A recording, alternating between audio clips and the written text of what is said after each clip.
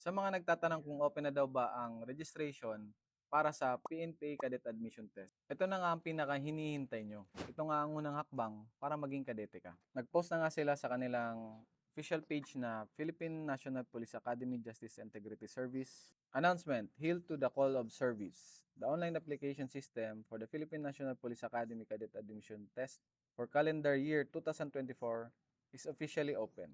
So ito, may qualification, may requirements, and benefit. Isa-isayin natin yan. At ibibigay ko sa inyo itong link na ito para kayo na mismo ang makakita at mapunta nyo yung official website at yung mga requirements na kailangan i-download.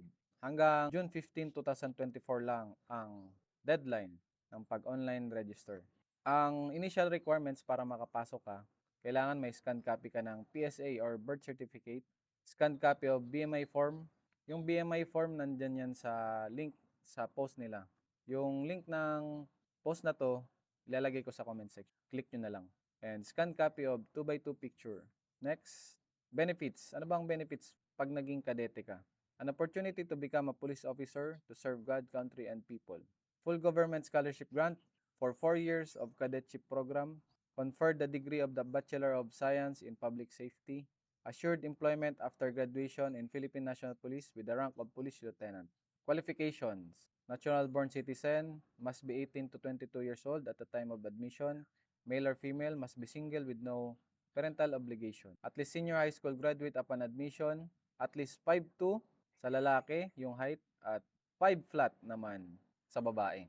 With a weight that corresponds to the applicant's height, gender, and age. So ito yung BMI, Body Mass Index. Physically and mentally fit to undergo the cadetship program with good moral character, no criminal and administrative and civil derogatory record.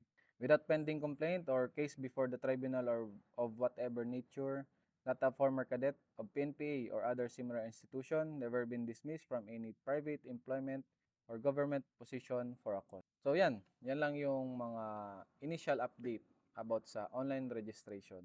Ngayon naman, tingnan natin yung mga link na nakalagay doon sa post. Andito yung BMI form, yung isa sa requirement kanina. At ito yung official website. Ito yung BMI form. Download nyo to, then fill upan nyo lang. Ito ang pinaka-importanting tandaan nyo dito. To be accomplished by government physician or registered nurse. Hindi yan na gagawin mo lang at ipapasa mo na kahit sino pwedeng pumirma. Dapat government. So ito naman yung official website, pnpa.edu.ph, admission, gagawa ka lang ng username and password, then may CAPTCHA, then submit. So yan, good luck sa mga mag-exam ngayon. Sana makapasa kayo. Sa mga naghahanap ng reviewer na libre, punta ka lang doon sa ginawa kong group.